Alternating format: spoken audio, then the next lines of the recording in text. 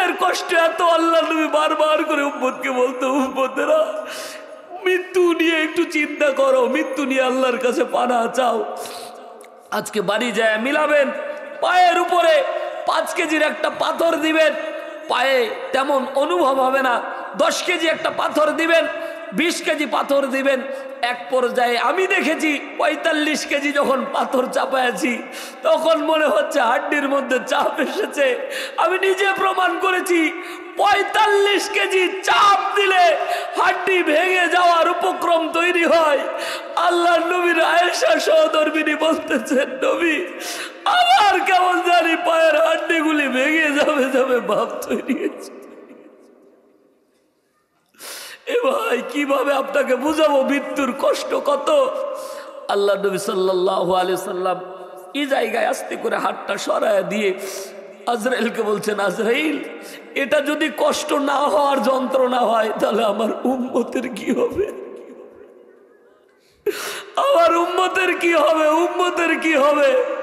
আল্লাহ নবী নিজের কষ্ট ভুলে গিয়ে উম্মতকে নিয়ে চিন্তা করে আর কপাল পোড়া নবীকে নিয়ে গালি দেয়।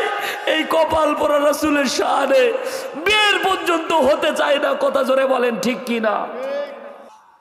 এমন এক জামানা আসবে যে জামানায় কোরআনকে অপমান করা হবে, এমন এক জামানা আসবে যে জামান কোরআনকে অপমান করা হবে, যে জামানায় কোরআনকে সম্মান দেওয়া হবে না।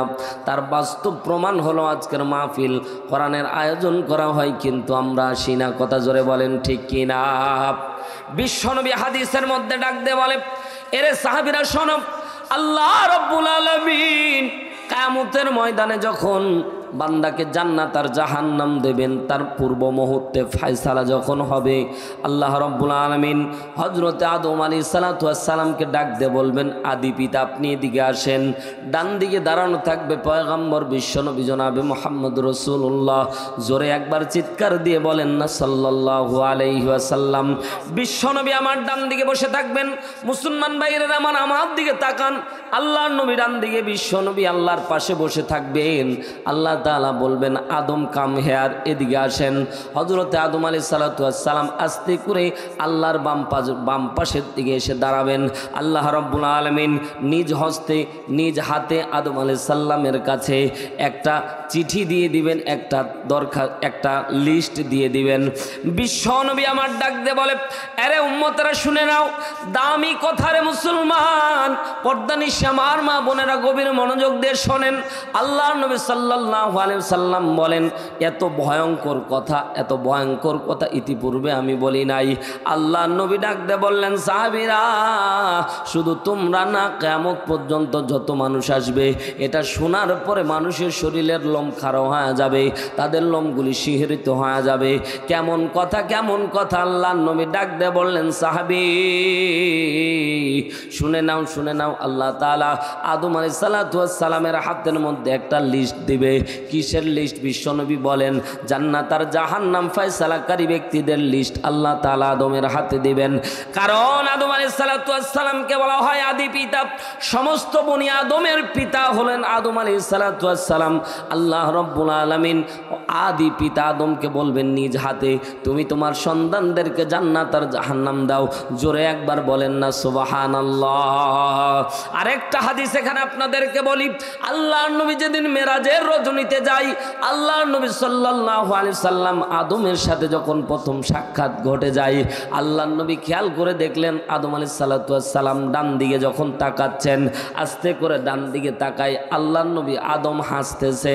আল্লাহর নবী খেয়াল করে দেখলেন আদম আলাইহিস সালাম যখন বাম দিকে তাকায়, আদম আলাইহিস সালাম কান্না করে। আল্লাহর নবী ডাক দিয়ে বললেন, জিবরাইল, ও ভাই জিবরাইল। আদম আলাইহিস সালাতু ওয়াস সালাম বাবা যখন ডান দিকে তাকায় তখন হাসে, বাম দিকে তাকায় তখন কান্না করে। কারণটা কি? সাথে তাৎক্ষণিক জিবরাইল ডাক দিয়ে বলছেন, ইয়া রাসূলুল্লাহ, ইয়া হাবিবাল্লাহ, বাবা আদম যখন ডান দিকে তাকায় জান্নাতি সন্তানদের দেখে মনটা অনেক বেশি খুশি হয়ে যায়, হাসি সামলাইতে পারে না।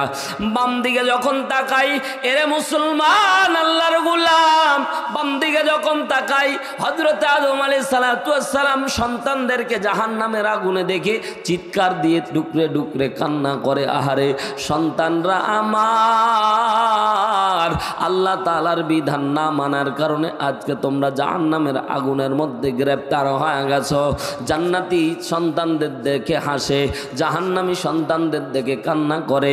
এইবার বলেন দেখি, কোনো বাবা কি চায় তার সন্তানকে খারাপ হতে দেয়? ইচ্ছাকৃতভাবে কোনো বাবা কি চায় তার সন্তান খারাপ হয়ে যাক? জোরে বলেন না কেন, চায় নাকি? বাবা কোনোদিন চায় না। দুই নাম্বার কথা হলো, সন্তান যতই দুষ্টু হোক না কেন, সন্তান যতই খারাপ হোক না কেন, বাবা কোনোদিন সন্তানকে নিজ হাতে আগুনের মধ্যে ফেলতে পারে না। কথা জোরে বলেন ঠিক কি না?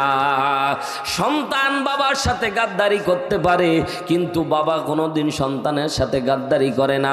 ইরে মুসলমান, সন্তানের 10 তলা 20 তলা বিল্ডিং রয়েছে, কিন্তু বাবার জন্য একটা রুম বরাদ্দ আসে না, এমন কুলাঙ্গার সন্তান আছে না নাই? অথচ এই সন্তান যখন ছোট্ট ছিল, মা জননী ঠান্ডার দিন, মা জননী ডান দিকে সন্তানকে শোয়ায় রেখে মা জননী ঘুমিয়েছে, কিছুক্ষণ পরে উঠে দেখে সন্তান পেশাব করে দিয়েছে। মা আস্তে করে ওই জায়গা থেকে বাম দিকে নিল, কিছুক্ষণ পরে দেখে সন্তান বাম দিকেও পেশাব করে দিয়েছে। এবার মা জননী নিজে পেশাবের মধ্যে থেকে সন্তানকে শুকনা জায়গায় রেখেছে। কথা জোরে বলেন ঠিক কি না? আবার দেখতেছে ওই জায়গায়ও পেশাব করে দিয়েছে, রাখার জায়গা না। এরে মুসলমান আল্লাহর গোলাম, মা কত ভালোবাসা আদরের জিনিস, মা জননী বুকের মধ্যে সন্তানকে রেখে রাত কাটিয়েছে।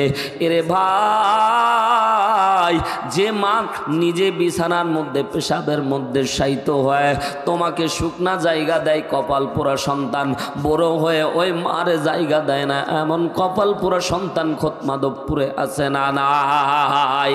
কপাল পোড়া সন্তান রে, আরে দুনিয়ার মুসলমান, মা জননী কতই আদরের মা। ছোট্টবেলা সন্তান অসুস্থ হয়েছে, মা জননী বারবার আল্লাহর দিকে হাত তুলে ডাকতে বলে, মালিক রে সন্তানটারে সুস্থ করে দাও, যদি হায়াতের দরকার হয় আমার হায়াতটা নিয়ে নাও। কথা বলেন ঠিক না বেঠিক? মুসলমান ভাইরেরা আমার বুঝাতে চাইলাম, মা বাবা তার সন্তানকে এত পরিমাণে ভালোবাসে। আল্লাহ তাআলা, আল্লাহ প্রদত্ত এই ভালোবাসা আল্লাহ তাআলা সন্তানের জন্য আল্লাহ তাআলা দিয়েছে। যদি এই ভালোবাসা যদি আল্লাহ অন্তরের মধ্যে না দিত, এত কষ্ট করে কেউ সন্তান কোনোদিন মানুষ করতো না। কথা জোরে বলেন ঠিক না বেঠিক?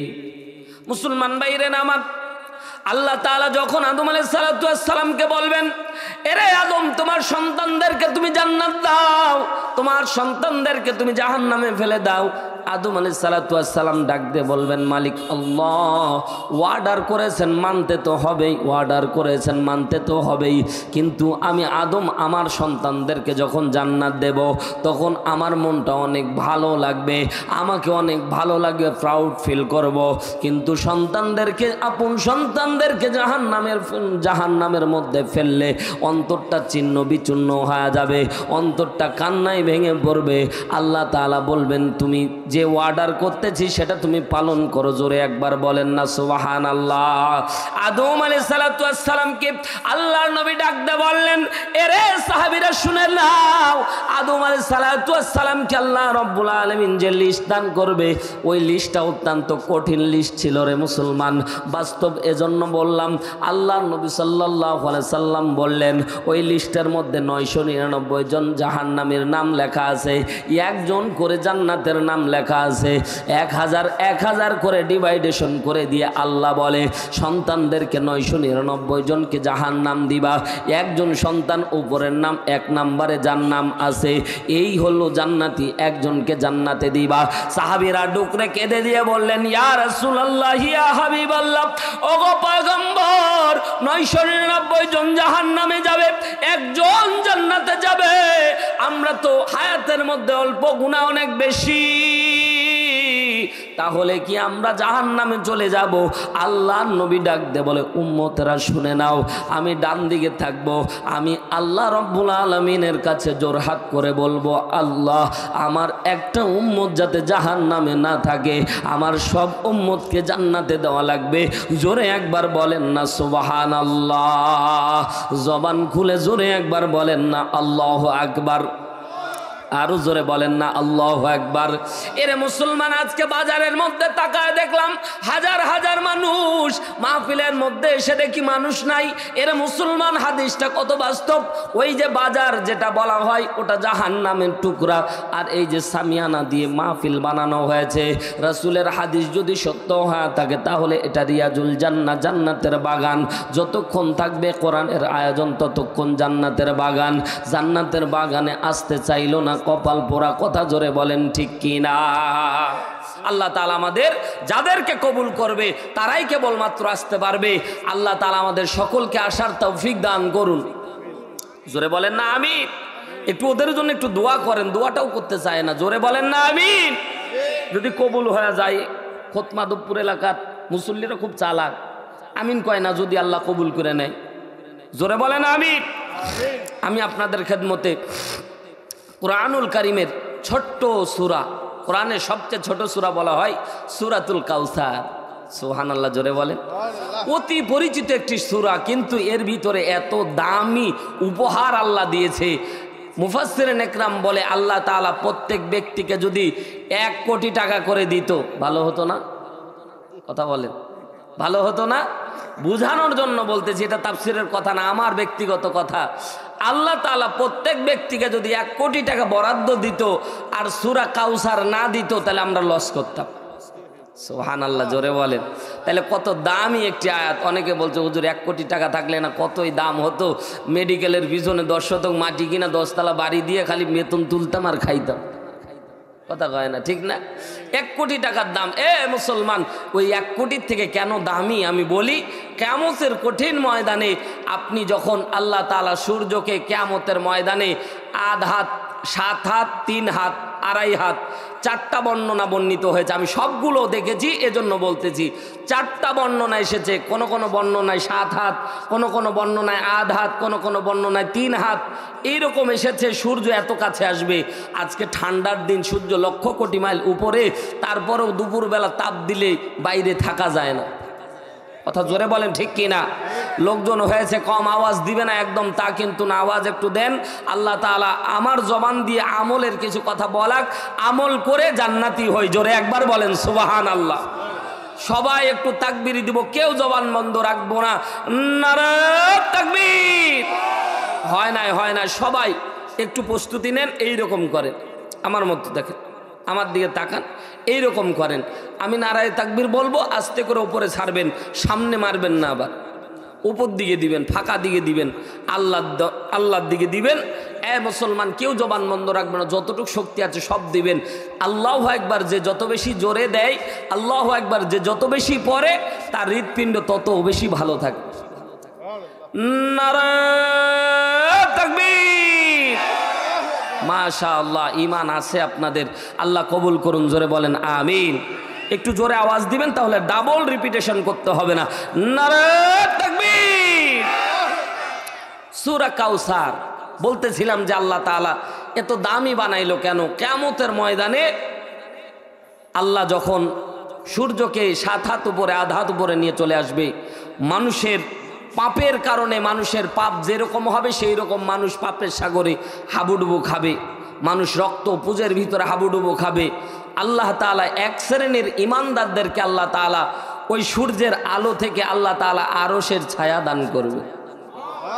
আরো জোরে বলেন সুবহানাল্লাহ। আল্লাহর নবী বলেন, যাদেরকে আল্লাহ তাআলা আরশের ছায়া দিবে, এদেরকে আল্লাহ তাআলা হাউজে কাউসারের পানি পান করাবে। এই কঠিন মুহূর্তে সূর্য যখন আধাত উপরে চলে আসবে, মানুষের তৃষ্ণার কারণে মানুষের কলিজাগুলি টাস টাস টাস করে ফেটে যাবে। এই দিন কেউ যদি এক ফোঁটা পানি দেয়, এর মতো দামি পৃথিবীর মধ্যে আর কেউ নাই। বলা হয়েছে কোনো ব্যক্তিকে যদি এক পেয়ালা পানি বা এক ঢোক পানির জন্য পুরা পৃথিবী বিক্রি করে দিতে বলা হয়, ওর যদি পুরা পৃথিবী থাকতো সেদিন বিক্রি করে দিত, তাহলে বোঝা গেল এই কোটি টাকার থেকে আল্লাহর এই নেয়ামত বেশি দাম। জোরে একবার বলেন সুবহানাল্লাহ। কোরআনের মধ্যে ছোট সূরা দুইটি, জোরে বলেন কয়টি? সূরা আসর আর সূরা কাউসার। তবে দুইটির ভিতরে আবার সূরা কাউসার ছোট সূরা, কারণ সূরা আসরের ভিতরে 64টি শব্দ রয়েছে। আল্লাহু আকবার, জোরে বলেন। আর সূরা কাউসারের মধ্যে 42টি হুরুফ রয়েছে, 42 শব্দ। তাহলে সব দিক বিবেচনা করে সূরা কাউসার ছোট্ট সূরা। আরেকটি আমল আপনাদেরকে দেই, আমরা যারা নামাজ পড়ি ভাই, এমন বেকায়দার নামাজ পড়ি যে আমাদের তেলাওয়াত শুদ্ধ না। কথা জোরে বলেন। এ ভাই অনুরোধ করে বলবো তেলাওয়াত যদি শুদ্ধ না হয় আপনার নামাজ হবে না, গ্যারান্টি। কি করবেন? আপনি কোরআন পড়তে পারেন আর না পারেন, ইমাম সাহেবের হাত ধরে হোক পা ধরে হোক বলবেন, হুজুর নামাজের পরে অন্তত ফজর নামাজের পরে 2টা করে সূরা মস্ক করবেন, কারণ কেউ যদি 2টা সূরা পাঠ করতে পারে তাইলে তার নামাজ হয়ে যাবে। জোরে বলেন সুবহানাল্লাহ। যদি তাও না পারেন, সূরা ইখলাস, কোন সূরা? সূরা ইখলাসটা মস্ক করবেন, শুদ্ধভাবে তেলাওয়াত করবেন। প্রত্যেকটা রাকাতে সূরা ইখলাস পড়েই নামাজ পড়বেন। আল্লাহু আকবার বলেন। একটি হাদিস বলি, আল্লাহর নবীর একজন হাফেজ সাহাবী ছিল, জোরে বলেন না সুবহানাল্লাহ। হাফেজে কোরআন মানে 30 পারা কোরআন মুখস্থি। তো সাহাবী সব সময় সূরা ইখলাস তেলাওয়াত করত। কুল হুয়াল্লাহু আহাদ আল্লাহুস সামাদ লাম ইয়ালিদ ওয়া লাম ইউলাদ ওয়ালাম ইয়াকুল লাহু কুফুয়ান আহাদ, এটাই তেলাওয়াত করত। তো এক যুদ্ধের ময়দানে সাহাবীরা বলল, যেহেতু সে হাফেজ, তার ইমামতির দায়িত্ব দাও মাগরিবের নামাজে। তো 2 রাকাত নামাজ 2 রাকাতেই ইখলাস পাঠ করেছে। আবার এশারের সালাতের সময় তাকে আবার দায়িত্ব দেওয়া হলো যে হাক দুক করতে বলে মাগরিবের সময় তাড়াতাড়ি পড়তে হয়, তাই মনে হয় একটু লম্বা কেরাত শুনবে, তাই তাকে আবার দিয়েছে। আবার সূরা এশার সালাতে আবার সূরা ইখলাস পাঠ করেছে। সাহাবীরা রাগ করলেন, সাহাবীরা তার হাতগুলি বেঁধে ফেললেন। হাতগুলি বেঁধে ফেলে রাসূলের দরবার নিয়ে গেলেন, ইয়া রাসূলুল্লাহ, হাফেজ সাহাবী নামাজের বেলা খালি সূরা ইখলাস পাঠ করে। আল্লাহর নবী ডাক দিয়ে বললেন, সাহাবী ঘটনা কি সত্য? বললেন, হ্যাঁ ঘটনা সত্য। এর মুসলমান মিথ্যা ঘটনা বলা যাবে না, মিথ্যা তথ্য সম্প্রচারিত করা যাবে না। সূরা হুজরাতের বড় শিক্ষা হচ্ছে মিথ্যা ঘটনা রটানোও যাবে না। কথা জোরে বলেন ঠিক কি না? ডক্টর মিজানুর রহমান আজহারি ভাই, আমরা গুজব রটায় দিয়েছি যে জামাত 5টা আসন দিয়েছে, কিংবা জামাতের নায়েবে আমি ডক্টর মিজানুর রহমান আজহারি হয়ে গেছে, অথচ কি কোনো ভিত্তি নাই। অথচ বাংলাদেশে আজকে টপ লেভেলের নিউজ এটা। নাউজুবিল্লাহ, জোরে বলে। তিনি তার পেজের মধ্যে ব্রিফিং দিয়েছেন যে না, এগুলো কোনো না, এগুলো ভুয়া। জোরে বলেন, এগুলো কি ভুয়া? আর এগুলো নিয়ে মাতামাতি করতেছে বাঙালি, কিচ্ছু না, আমলের দিকে কিচ্ছু নাই, এগুলো নিয়ে মাতামাতি করতেছে। সেই জন্য বলতেছে ভুয়া নিউজ। আল্লাহর নবী এর জন্য তার কাছে জিজ্ঞাসা করলেন, এই তুমি কি সত্যি এই কাজ করেছো? বলছে হ্যাঁ। তো আল্লাহর নবী জিজ্ঞাসা করলেন, কেন করেছো?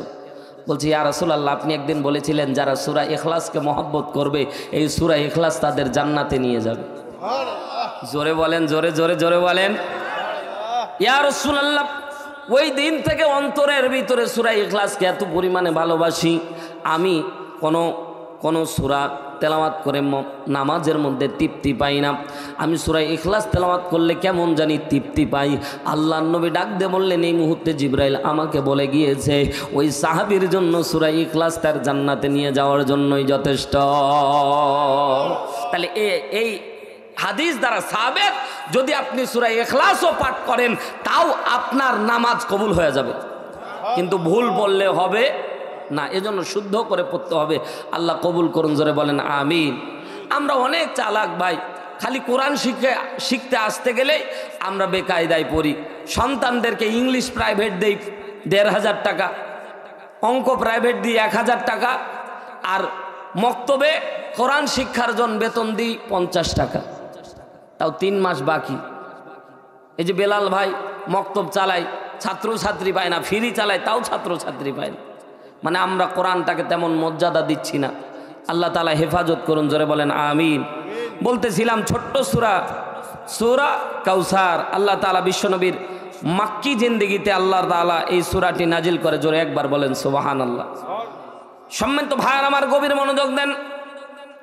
সংক্ষিপ্ত আকারে শানে নজুল বলি, কোন ঘটনাকে কেন্দ্র করে আল্লাহ তাআলা সূরাটি দান করলেন। মুসলমান, আল্লাহর নবী যখন মক্কার মধ্যে দ্বীনের দাওয়াতি কাজ করতেছিলেন, আল্লাহর নবী মক্কার মধ্যে যখন দ্বীনের দাওয়াতি কাজ করতেছিলেন, আল্লাহর নবীর উপরে এত পরিমাণে অমানবিক নির্যাতন হচ্ছিল, আল্লাহর নবী নির্যাতন সহ্য করতে পারতেছিল না, জোরে বলেন সুবহানাল্লাহ।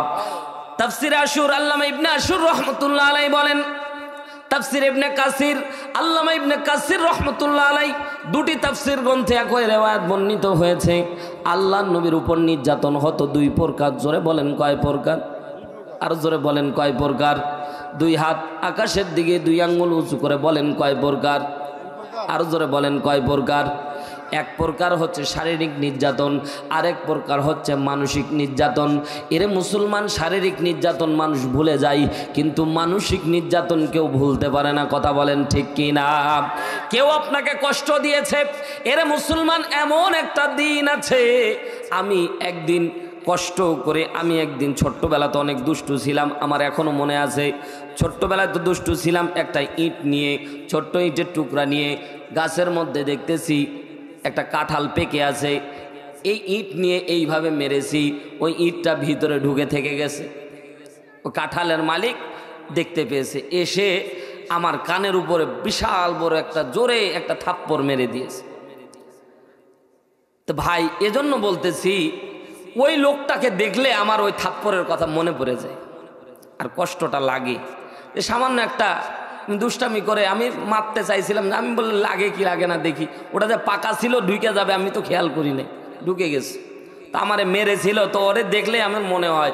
তো বুঝাতে চাচ্ছি, মানসিক নির্যাতন এটা আমার প্রতি সে টর্চার করেছিল, আমি তাকে দেখা মাত্র আমার মনে পড়ে যায়, একটা বদদোয়া তার জন্য আসে। আল্লাহর নবীর শারীরিক নির্যাতন বিশ্বনবী মনে রাখতো না, কিন্তু মানসিক নির্যাতন মনে রাখতো। মুসলমান, ইমান বাড়ানোর জন্য কথা বোঝার চেষ্টা করেন। ওই ইতিহাস ঘটনা শুনলে ইমান বাড়বে না, কোরআন শুনলে ইমান বাড়বে। আল্লাহর নবী সাল্লাল্লাহু আলাইহি সাল্লামের সাহাবীরা বলে, যেই ঘটনাকে কেন্দ্র করে আল্লাহ তাআলা আয়াত দিত, ওই ঘটনাকে বলা হতো শানে নজুল। যেহেতু আমাদের সুপারিনটেন্ডেন্ট সাহেব আছে, একটা ঘটনা যেই ঘটনাকে কেন্দ্র করে আয়াত নাজিল হতো, সেটাকে কোরআনের ভাষায় বলা হয় শানে নজুল। জোরে একবার বলেন সুবহানাল্লাহ। তো শানে নজুলের ভিতরে বর্ণিত হয়েছে, আল্লাহর নবীকে মক্কার লোকেরা আল্লাহর নবীকে যখন দাওয়াতি মিশন যখন থামাতে পারতেছে না, তখন আল্লাহর নবীকে পাগল বলে গালি দিচ্ছে। নাউজুবিল্লাহ, জোরে বলেন। আল্লাহর নবীকে কি বলে গালি দিল? পাগল বলে গালি দিল। আনতা মাজনুন, মাজনুন শব্দের অর্থ পাগল। আল্লাহর নবীকে বারবার পাগল পাগল বলে গালি দেয়। এ ভাই, সুস্থ মানুষকে যদি পাগল বলা হয়, ওর মন এমনিতেই খারাপ লাগে, কথা জোরে বলেন ভাই। এটা তো ইমানের প্রশ্ন। বিশ্বনবীকে নিয়ে কেউ গালি দিলে, বিশ্বনবীকে নিয়ে কটূক্তি করলে আমরা মুসলমান তার ছাড় দেব না, কথা জোরে বলেন ঠিক কিনা? নবী ইমান, নবী কি ইমান। আপনাকে যদি ভর্তা দেওয়া হয়, ভর্তা করতে গেলে অনেক প্রকার আইটেম লাগে, লবণ দেওয়া লাগে, আলু দেওয়া লাগে, লবণ দেওয়া লাগে, রসুন দেওয়া লাগে, আদা দেওয়া লাগে, মরিচ দেওয়া লাগে, বিভিন্ন রকম আইটেম দেন। এবার বলেন, সব যদি দেন আর আলুতে যদি আপনি লবণ দিতে ভুলে যান, স্বাদ আছে? আসতে বলেন, স্বাদ আছে? আলু খাচ্ছেন না মাটি খাচ্ছেন, ওই একই লাগে, কথা বলেন ঠিক কিনা? তে এক পদ না দিলেই স্বাদ হারিয়ে গেল। তো ঈমান হচ্ছে রাসূল। এই জন্য নাস্তিক মুরতাদ মাঝে মাঝে রাসূলকে নিয়ে কটূক্তি করে, মুসলমানদের ঈমান পরীক্ষা করে। নিজের থেকে আল্লাহ রাসূলকে নিয়ে কেউ কটূক্তি করলে মুসলমান ঘরে বসে থাকতে পারে না, কথা জোরে বলেন ঠিক কি না? এটা ঈমানের দাবি। এটা কিসের দাবি? ঈমানের দাবি। যারা বসে থাকে আর বলে রাসূলকে গালি দিল তো আমার বাপের কি, আমি বলবো জিরো টলারেন্স তোমার ঈমান। তোমার ঈমান বলতে কিচ্ছু নাই, কথা জোরে বলেন ঠিক কিনা? এরে মুসলমান, গভীর মনোযোগ দেন। আল্লাহর নবীকে পাগল পাগল বলে যখন গালি দেওয়া হলো, আল্লাহ নবী কষ্ট পেলেন। আল্লাহ তাআলা বিশ্ব নবীকে সান্ত্বনা দেওয়ার জন্য সূরাতুল কলম নাজিল করে দিলেন। আল্লাহ তাআলা বলেন, নুন ওয়াল কলামি ওয়া মা ইয়াসতুরুন।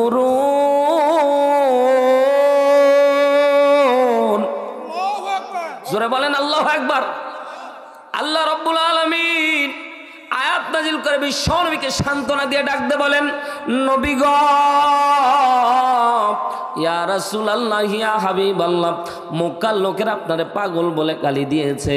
আমি আল্লাহ তিনটা কসম করলাম, নুন ওয়াল কলামি ওয়া মা ইয়াসতুরুন, মা আনতা বিনিমাতি রাব্বিকা বিমাজনুন।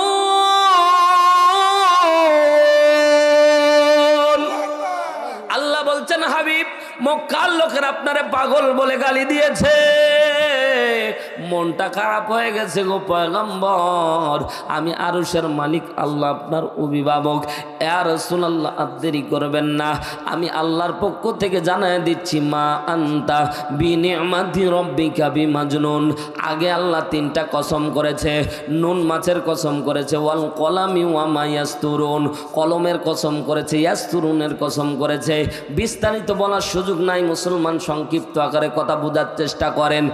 তিনবার কসম করে আল্লাহ বুঝাতে চাইলেন, হাবিব, সামনে যে কথা বলবো ওটা কম দামি কথা না, এটার মতো দামি কথা আর হতে পারে না। জোরে বলেন সুবহানাল্লাহ। এরে মুসলমান, মেডিকেল মরে গিয়েছেন, মুদিখানার দোকানে কিংবা ফার্মেসিতে আপনি 10 টাকা বাকি নিয়েছেন কিংবা 100 টাকা বাকি নিয়েছেন, পরের দিনে দেওয়ার কথা আপনি দেন নাই, তারপরের দিন আপনি গেছেন আবার বাকি নিতে, দিবেনি? জোরে বলেন, দিবে নাকি? সাথে সাথে আপনি বলবেন, ভাই আল্লাহর কসম করে করছি বিকালে দিব, ঠিক না?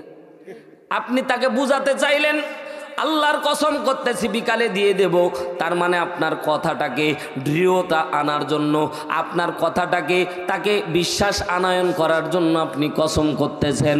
এর মুসলমান জিজ্ঞাসা করতে চাই, আল্লাহ তাআলা আপনার বিশ্বাস আনয়নের জন্য কসম করার দরকার আছে নাকি? আছে ভাই? কোনো প্রয়োজন নাই। তারপরেও আল্লাহ তাআলা বুঝাতে যাচ্ছেন, হাবিব, যেই কথা বলবো এটা দামি কথা, যেই কথা বলবো এটা দামি কথা, যেই কথা বলবো এটা সত্য কথা। আমি আল্লাহ বলছি, মা আনতা বিনিমাতি রাব্বিকা বিমাজনুন, আপনার রবের নিয়ামতে আপনি কিন্তু পাগল না। যারাই আপনারে পাগল বলে গালি দেয়, এরাই হচ্ছে অরিজিনাল পাগল। এরা মুসলমান, আজ থেকে 1500 বছর আগে আল্লাহ রাব্বুল আলামিন কোরআনের মধ্যে বিশ্ব নবীকে সুন্দর করে জানায় দিচ্ছেন, এ পয়গম্বর, চিন্তা করবেন না, আমি রব, আমি মালিক, আপনার সাথে আছি। জোরে বলেন না সুবহানাল্লাহ। আল্লাহর নবী সান্ত্বনা পেয়ে গেলেন। পাগল বলে বিশ্ব নবীকে যখন গালি দেওয়া হয়, আল্লাহর নবী আর মন খারাপ করে না, কারণ আল্লাহ তাআলা বলে দিয়েছে আমি পাগল না। আল্লাহ যদি বলে তার উপরে তো আর কোনো কথাই থাকে না। কথা জোরে বলেন ঠিক কি না? রাগ করতেছেন? ইমান বাড়ানোর জন্য কথা শোনেন মুসলমান, বিশ্ব নবী আমার আর রাগ করে না, আল্লাহর নবী আর রাগ করে না। কাফেরেরা যখন বারবার করে বলে আল্লাহর নবী রাগ করে না, একটা মানুষের নেচার হলো, আপনি একজনকে পাগল পাগল বলে গালি দেন, আপনার কথা শুনে সে মুচকি মুচকি হাসে, কিছুদিন পর আপনার নিজের প্রতি ঘৃণা লাগবে। কত জোরে বলেন। আল্লাহর নবীকে যখন আল্লাহ সান্ত্বনা দিলেন, আগে আল্লাহর নবী রাগতো, কিন্তু এখন আর রাগে না। আল্লাহর নবী বলেই দিলেন, আল্লাহ আমাকে বলেছে আমি পাগল না, তোমরা যতই পাগল বলো আমি তোমাদের কথায় রাগ করব না। জোরে একবার বলেন না সুবহানাল্লাহ। আমি জানি প্রেমের পাগল সে তো মদিনায়, প্রেমানলে ডুবে মরি, প্রেমানলে ডুবে মরি, ওহে রব্বানা। আমি জানি প্রেমের পাগল সে তো মদিনায়। কথা জোরে বলেন ঠিক কি না? আল্লাহর নবীকে আর পাগল বলে লাভ হয় না। তারা খেয়াল করলো, কিরে কেমন করে গালি দিলে নবী আমার রাগ করবে। তারা রাগ করার জন্য সাদ বিন সুহাইল নামের এক কাফেরকে আবু জেহেল বেতন ভাতা নিযুক্ত করে দিল। মাসিক টাকা দেয়, তোমার দায়িত্ব হচ্ছে নবীরে তুমি গালি দিবা। মাসিক বেতন ভাতা দেওয়া হয় সাদ বিন সুহাইল নামের কাফেরকে। এই জাহান্নামের কীট আল্লাহর নবীকে খুঁজে বেড়ায় গালি দেওয়ার জন্য। কিরে এতদিন পাগল বলে গালি দেই, রাগ করে না, খুঁজতেছে কি বলে গালি দিলে নবী মন খারাপ করবে। খেয়াল করে দেখলো আল্লাহর নবীর ছোট্ট ছোট্ট পুত্র সন্তান হয় মারা যায়। মুফাসসিরিন একরাম বর্ণনা করে 3 জন পুত্র সন্তান আল্লাহর নবীর ছিল। একজনের নাম ইব্রাহিম, একজনের নাম আব্দুল্লাহ, একজনের নাম আবুল কাসেম। কোন মুফাসসিরিন একরাম বলে 2 জন সন্তান ছিল, কোন মুফাসসিরিন একরাম বলে 1 জন পুত্র সন্তান ছিল, নাম আবুল কাসেম। জয়টাই থাকুক না কেন, তবে মুফাসসিরিন একরাম একমত পোষণ করেছে আল্লাহর নবী সাল্লাল্লাহু আলাইহি সাল্লামের ছোট্ট সন্তানগুলি নাবালেক অবস্থায় মৃত্যুবরণ করেছে। আল্লাহর নবী একদিন বসে আছে, আল্লাহর নবীর ডান উরুর মধ্যে আবুল কাসেম বসা, বাম উরুর মধ্যে হাসান আর হুসাইন বসা। আল্লাহর নবী সাল্লাল্লাহু আলাইহি সাল্লাম বাচ্চাদের নিয়ে খেলা করতেছে। এর মুসলমান বাচ্চা নিয়ে খেলা করা অনেক মজার ব্যাপার, ঠিক না বেঠিক? জোরে বলেন। বাচ্চারা যখন আব্বু আব্বু কয়া ডাক দেয়, নতুন নতুন আম্মা আম্মা কয়া ডাক দেয়, বুবু বুবু বলে যখন ডাক দেয়, মনে হচ্ছে কলিজা যেন ভরে যায়। কথা বলেন ঠিক কি না? ছোট্ট সন্তান, কোলের সন্তান আব্বা আব্বা কয়া ডাক দেয়, নবীর কলিজা ভরে যায়। জিবরাইল চলে আসলেন, ইয়া রাসূলুল্লাহ, আল্লাহ পরীক্ষা নিবে আপনার। জিবরাইল ডাক দিয়ে বলছেন, ইয়া রাসূলুল্লাহ, আমি জিবরাইল আজকে একাই আসি নাই গো পয়গম্বর, আজকে আমার সাথে এসেছে মালাকুল মউত। ডাক দিয়ে বললেন, মালাকুল মউত আসা মানে সে তো কোনোদিন ফেরত যাবে না। মালাকুল মউত যার কাছে একবার আসবে, এ কোনোদিন দুনিয়ায় আর বাঁচতে পারবে না। মালাকুল মউত যার কাছে একবার আসবে, আপনার জান্নাত নিয়ে সে ফেরত যাবে না। কথা জোরে বলেন ঠিক কি না? 10 তলা বাড়ি দেন, 20 তলা বাড়ি দেন, আপনি বিসিএস ক্যাডার, আপনি এই দেশের মধ্যে নাম করা একজন ব্যক্তি। ও ভাই, জীবন পাখি চলে গেলে আপনার চারানা পয়সার দাম নাই। জোরে কথা জোরে বলেন ঠিক কি না? আপনার প্রাণ পাখি উড়ে গেলে আপনার চারানা পয়সার দাম নাই। এজন্য কবি সুন্দর করে বলে, দেহ তোমার চর্মচর গলে পচে যাবে,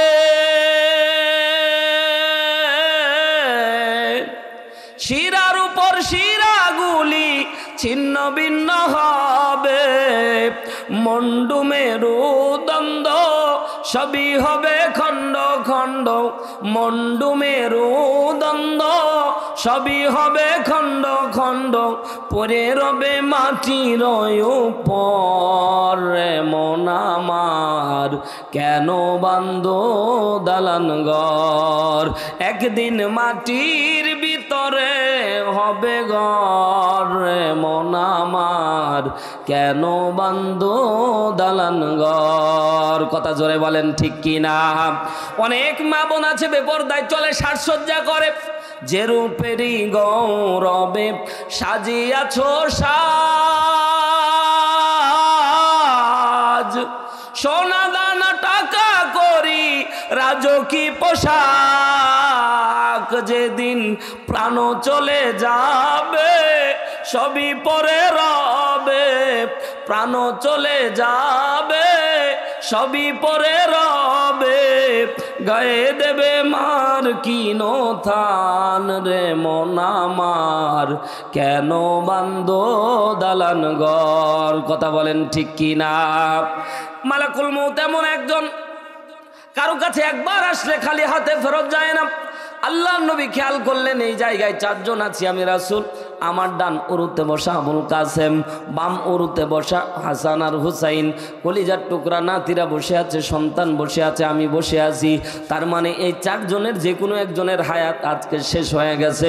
জোরে একবার বলেন না সুবহানাল্লাহ। আল্লাহর নবীর সামনে জিবরাইল ডাক দিয়ে বললেন, নবী গো, ইয়া রাসূলুল্লাহ, ইয়া হাবিবাল্লাহ, আজকে আপনার কলিজার টুকরা হাসান আর হুসাইনকে নবীকে নেওয়ার জন্য আজরাইল আসে নাই, আপনারে নেওয়ার জন্য আসে নাই। আপনার ডান উরুতে বসে আছেন যিনি আপনার সন্তান, তিনি আবুল কাসেমকেই আল্লাহ তাআলা চুজ করেছে নিয়ে যাবে। এ মুসলমান, আল্লাহর নবীকে আল্লাহ ডাক দে বলছেন, আল্লাহর নবীকে জিবরাইল ডাক দে বলছেন, ওগো পয়গম্বর আপনি কি কোনো আবদার করবেন? আল্লাহর নবী মনে মনে চাচ্ছিলেন যে আল্লাহ আমার সন্তানগুলি হয় আর মারা যায়, এটা তো অনেক কষ্টের বিষয়। আল্লাহ তাআলা পরীক্ষা করতেছেন। মনে মনে চিন্তা করলেন দুইটা, এই মুহূর্তে যদি আমি বলি আমার সন্তানকে রেখে তোমরা চলে যাও, অরিজিনাল আজরাইল জিবরাইল বিদায় নিবে, কিন্তু নবী আমার ডাক দে বলছেন না রে না, এটা তো হতে পারে না। আল্লাহ যেটা পছন্দ করে এটা আমি রাসূলও পছন্দ। জোরে বলেন সুবহানাল্লাহ। এরে মুসলমান, দামি একটি হাদিস আপনাদের খেদমতে আমি বলবো। এরে মুসলমান গভীর মনোযোগ দেন। আল্লাহর নবী বলেন ঈমানদারদের জন্য যখন ফেরেশতা আসে, মৃত্যুর ফেরেশতা, ঈমানদারদের জন্য মৃত্যুর ফেরেশতা আসা মাত্র ঈমানদাররা অনেক খুশি হয়ে যায়। জোরে বলেন না সুবহানাল্লাহ। ঈমানদাররা অনেক বেশি খুশি হয়ে যায়। এর মুসলমান আল্লাহর গোলামেরা, কারণ কি? কারণ কি? ঈমানদার মরতে দেরি হবে, আল্লাহর জান্নাত দিতে দেরি করে না। মুসনাদে আহমদ 1852 নম্বর হাদিস, হাদিস নাম্বার লিখে যাচ্ছি, গাজাখড়ি গল্প না। আজকে গুগলের মধ্যে সার্চ দিয়ে দেখবেন, লম্বা হাদিস। আল্লাহর নবী বলেন ঈমানদাররা মৃত্যুবরণ করতে দেরি হয়, আল্লাহ তাদের জন্য জান্নাতের 8টা দরজা খুলতে দেরি করে না। জোরে বলেন সুবহানাল্লাহ। তাহলে দুনিয়া পচা, দুনিয়ায় থাকার কি দরকার আছে ভাই? এজন্য যারা ঈমানদার তারা মরার জন্য প্রস্তুতি গ্রহণ করে, আর যারা মুনাফিক তারা কিন্তু দুনিয়ায় বাঁচতে চাই, কিন্তু দুনিয়ায় বাঁচতে চাইলেও বাঁচা বড় সম্ভব নাই। কথা জোরে বলেন ঠিক কি না? দুনিয়া থাকার জায়গা নয় রে দুনিয়া, দুনিয়া থাকার জায়গা নয়, না ফেরার দেশে যাইবা একদিন ফেসে, আর তো ফিরাই আইবা না। ও দুনিয়া, দুনিয়া থাকার জায়গা নয়। কথা জোরে বলেন ঠিক কি না? মুসলমান ভাইরারে আমার, আল্লাহ নবীর কোলের মধ্যে আবুল কাসেমকে যখন চেয়েছে, আল্লাহ নবী বলেছেন নিয়ে যাও। মনে মনে মনে মনে অনেক বেশি কষ্ট পেয়েছেন। আল্লাহ নবী ডুকরে কেঁদে দিলেন। ছোট্ট সন্তান জন্ম নেয়, কিছুদিন পর মারা যায়। আল্লাহ নবী কষ্ট পেলেন। দাফন কার্য শেষ করে আল্লাহ নবী ঘর থেকে সাহাবা একরামকে নিয়ে বের হয়েছে। ওই যে সাদ বিন সুহাইল নামক এই কাফেরকে বেতন ভাতা দেওয়া হয়েছে নবীকে গালি দেওয়ার জন্য। আল্লাহর নবীকে দেখা মাত্র এবার ডাক দিয়ে বলতেছে, সন্তান হয় আর মারা যায়।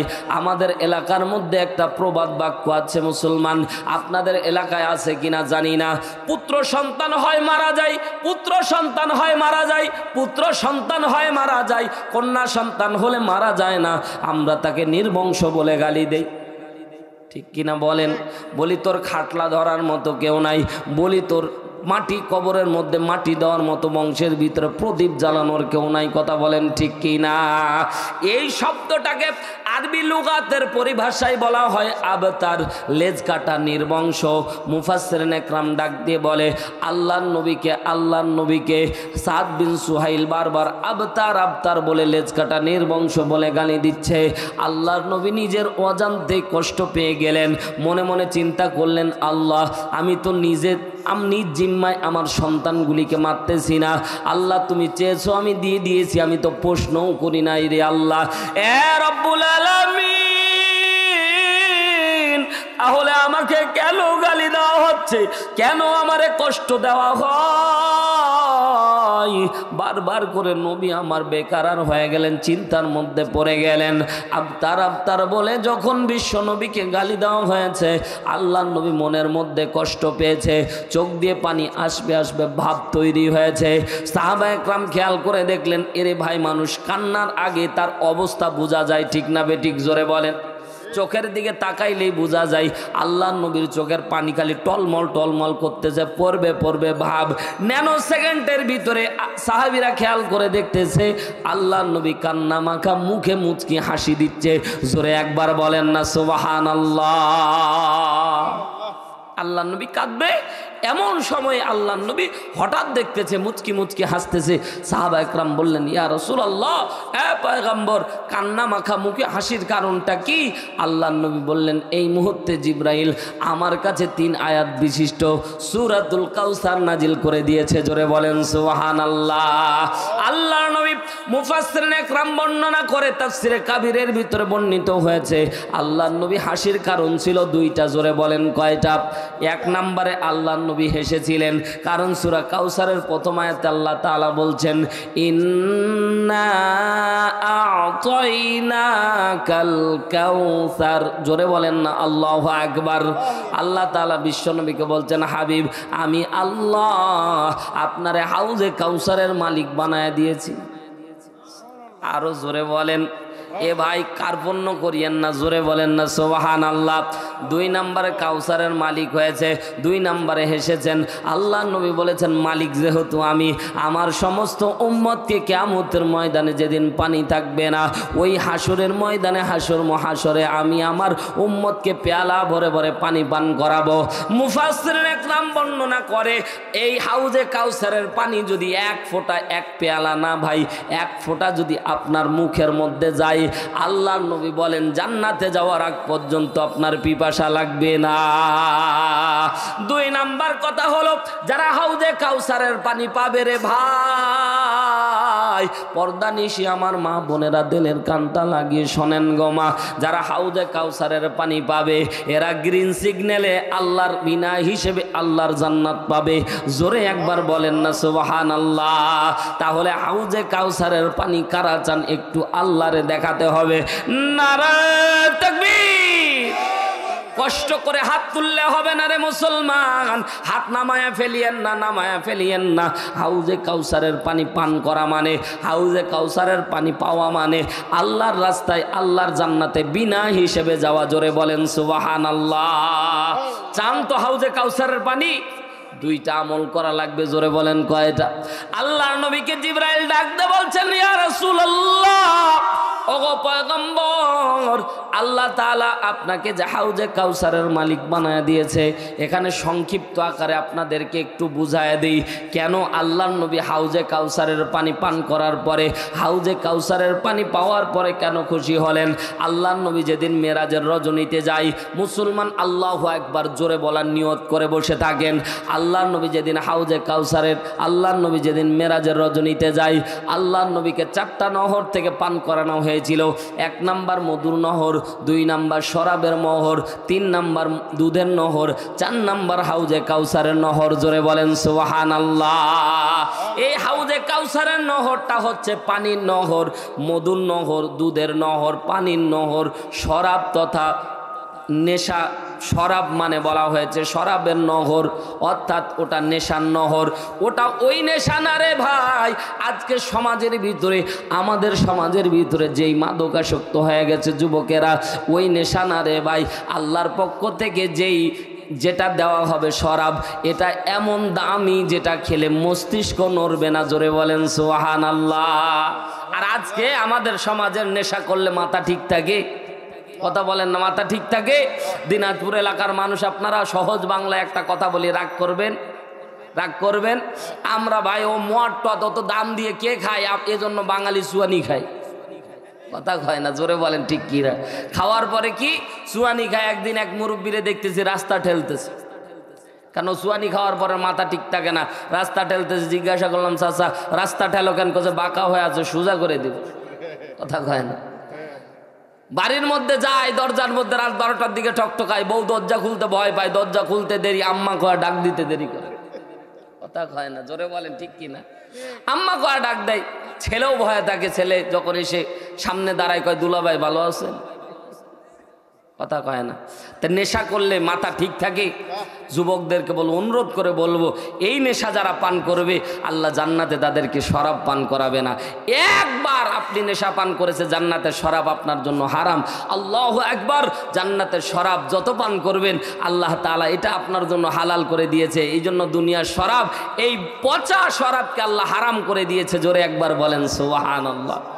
যুবকের আজকে নেশায় আসক্ত, সমাজটা অত্যন্ত নেশায় আসক্ত, অন্তত এই এলাকার তো আরো বেশি খারাপ। কথা বলেন ঠিক কিনা? জোরে বলেন ঠিক কি না?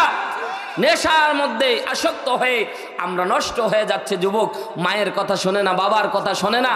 এমনও দেখা গেছে ভাই, নেশায় আসক্ত হয়ে বাবার কাছে গাড়ি চেয়েছে, দেয়নি, ফাঁসি লটকায় বিষ খেয়ে মারা গেছে। আছে না? তা বলেন না কেন? কথা বলেন ঠিক না? এ মুসলমান, গভীর মনোযোগ দেন। আল্লাহর নবীকে 4টা নহর থেকে যখন পান করানো হলো, এবার জিজ্ঞাসা করতে চাই, বলেন তো 4 নহরের ভিতরে কোনটা বেশি মিষ্টি হবে? সবাই বলেন না। এখানে আছে মধু, দুধ, পানি, শরাব, কোনটা বেশি মিষ্টি? জোরে বলেন, সবাই বলেন। 1 নম্বরে মধু, 2 নম্বরে দুধ, তারপরে পানি, তারপরে শরাব, তারপর 4 নম্বরে লিস্টে দিলে পানি। কথা জোরে বলেন ঠিক কিনা?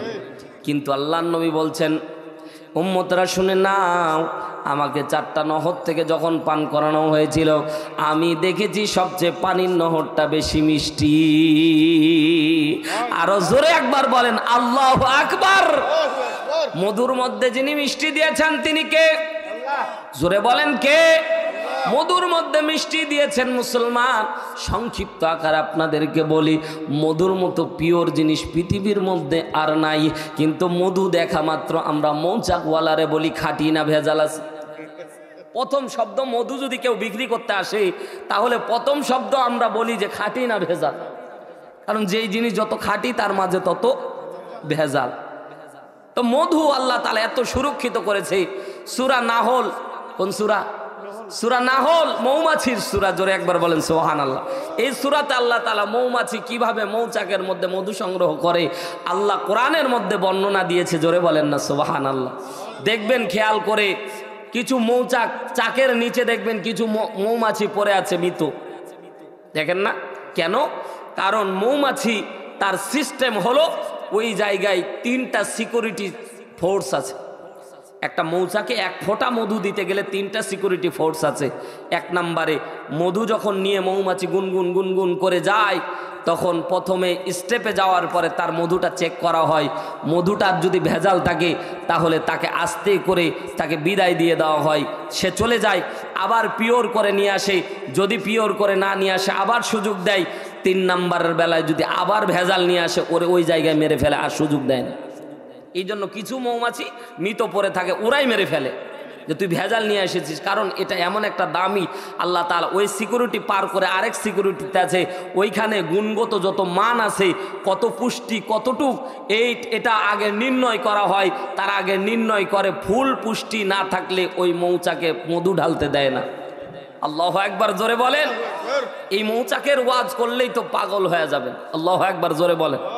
সেই দিকে যাবেন মুসলমান, গভীর মনোযোগ দেন।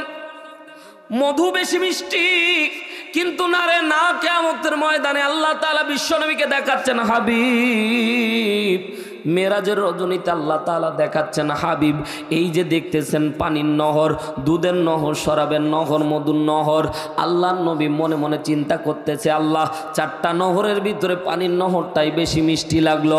এরে মুসলমান, 2 নাম্বার কথা হলো, আল্লাহর নবী মনে মনে ভাবতেছেন, আহারে এত দামি জিনিস খাইলাম, দামি জিনিস খাইলাম, আমার উম্মতেরা যদি এই নহরের পানি পান করতে পারতো। সুবহানাল্লাহ, জোরে বলেন, জোরে বলেন, আল্লাহু আকবার বলেন। সবাই হাত উঠায় বলেন আল্লাহু আকবার। আল্লাহর নবী কোন জায়গায় আপনাকে আমাকে কোনোদিন ভুলে নাই রে ভাই, কোনোদিন ভুলে নাই।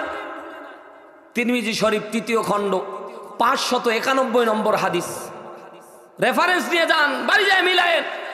আল্লাহর নবী কোন জায়গায় আপনাকে আমাকে ভোলে না। আল্লাহ নবী সাল্লাল্লাহু আলাইহি সাল্লাম মৃত্যু শয্যায় শায়িত, জিবরাইল চলে আসলেন, আজরাইল চলে আসলেন। আসার পরে বলছেন, ইয়া রাসূলুল্লাহ, এ মুসলমান, আপনার আমার সিরিয়াল নাম্বার কত মৃত্যুতে? আপনি আমি কত নাম্বারের ইমানদার? আগে পরে একটু 1 মিনিট আমার এই হাদিসটি আপনারা শোনেন। তিরমিজি শরীফ 3য় খণ্ড, আল্লাহ নবী সাল্লাল্লাহু আলাইহি ওয়াসাল্লামের জলিল কদর সাহাবী আম্মা জান আয়েশা সিদ্দিকা রাদিয়াল্লাহু তাআলা আনহা বর্ণনা করতেছেন, বিশ্বনবীর সাহাবী, বিশ্বনবীর কলিজার টুকরা সহধর্মিনী বলে, আল্লাহ নবী যেদিন মৃত্যুবরণ করে, আমি আয়েশার উরুর মধ্যে আল্লাহ নবীর মাথাটা ছিল। জোরে বলেন না আল্লাহু আকবার।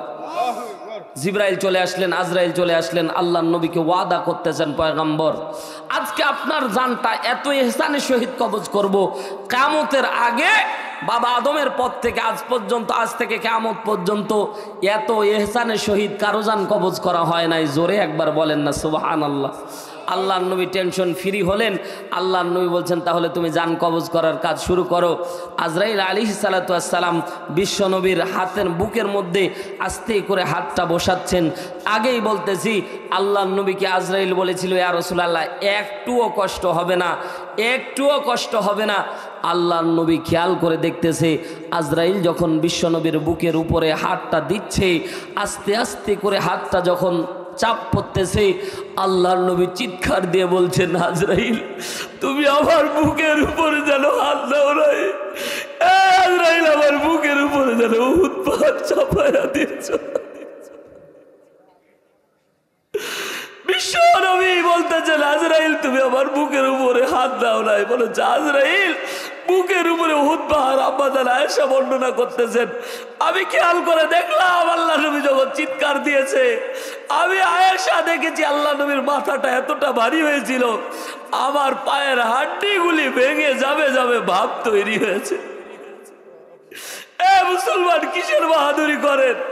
মৌতের কষ্ট এত আল্লাহ নবী বারবার করে উম্মতকে বলতো, উম্মতেরা মৃত্যু নিয়ে একটু চিন্তা করো, মৃত্যু নিয়ে আল্লাহর কাছে পানা চাও।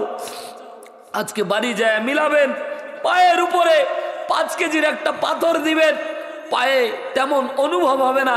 10 কেজি একটা পাথর দিবেন, 20 কেজি পাথর দিবেন, এক পর্যায়ে আমি দেখেছি 45 কেজি যখন পাথর চাপায়াছি তখন মনে হচ্ছে হাড্ডির মধ্যে চাপ এসেছে। আমি নিজে প্রমাণ করেছি 45 কেজি চাপ দিলে হাড্ডি ভেঙে যাওয়ার উপক্রম তৈরি হয়। আল্লাহর নবীর আয়েশা সহধর্মিনী বলতেছেন, নবী আমার কেমন জানি পায়ের হাড্ডিগুলি ভেঙে যাবে যাবে ভাব তৈরি হয়েছে। এ ভাই কিভাবে আপনাকে বুঝাবো মৃত্যুর কষ্ট কত। আল্লাহ নবী সাল্লাল্লাহু আলাইহি সাল্লাম এই জায়গায় আস্তে করে হাতটা সরায় দিয়ে আজরাইলকে বলছেন, আজরাইল এটা যদি কষ্ট না হওয়ার যন্ত্রণা হয় তাহলে আমার উম্মতের কি হবে, আমার উম্মতের কি হবে, উম্মতের কি হবে। আল্লাহর নবী নিজের কষ্ট ভুলে গিয়ে উম্মতকে নিয়ে চিন্তা করে, আর কপাল পোড়া নবীকে নিয়ে গালি দেয়। এই কপাল পোড়া রাসূলের শানে বের পর্যন্ত হতে চায় না। কথা জোরে বলেন ঠিক কি না? আল্লাহর নবী সেই জায়গায় নিজের কষ্টের কথা ভুলে গিয়ে আল্লাহ নবী সাল্লাল্লাহু আলাইহি সাল্লাম বলছেন, আজরাইল আমার উম্মতের কি হবে। আজরাইল আলাইহিস সালাতু ওয়াস সালাম বলছেন, ইয়া রাসূলুল্লাহ উম্মতের জন্য সুসংবাদ নেন, যারা ঈমানদার হয়ে মরবে আমি আজরাইল তাদের জান এমনভাবে কবজ করব, একটা পিঁপড়া কামড় দিলে যতটুকু কষ্ট হয় ততটুকুই পাবে। জোরে একবার বলেন না সুবহানাল্লাহ, আরো জোরে বলেন সুবহানাল্লাহ। এই কথা শুনে আজরাইল আলাইহিস সালাতু ওয়াস সালামের এই কথা শুনে আল্লাহর নবীর মনটা অনেক বেশি ভরে গেল। মুসলমান বলতে চাচ্ছিলাম আল্লাহর নবী কোনো জায়গায় উম্মতকে ভুলতেছে না। আল্লাহর নবী মনে মনে ভাবতেছে, আল্লাহ তো দামি পানি আমারে খাওয়াচ্ছ, তো আমার উম্মতরে দিবানি। সুবহানাল্লাহ জোরে বলেন, জোরে বলেন সুবহানাল্লাহ। বিশ্বনবী যেদিন মনে মনে চিন্তা করেছিলেন, আল্লাহ ওই দিনই বিশ্বনবীর নামে এ হাউজে কাউসারের নহরটাকে তার উম্মতের জন্য দিয়ে দিয়েছে। সন্তান যখন জন্ম নেয় কিছুদিন পরে সন্তানের নামে 10 বিঘা 20 বিঘা জমি বাবা এমনি লিখে দেয়। পরে যখন সন্তান বালেগ হয় তখন বুঝতে পারে সন্তান ওই সম্পদ পায়। কথা জোরে বলেন ঠিক কিনা? আল্লাহর নবীকে মেরাজের রজনীতে আল্লাহ এই হাউজে কাউসারের নহর লিখে দিয়েছিলেন, কিন্তু আল্লাহর নবীকে প্রকাশ করে নাই। আল্লাহর নবীকে যখন লেজ কাটা নির্বংশ বলে গালি দিয়েছে, আল্লাহর নবী মনের মধ্যে কষ্ট পেয়েছে।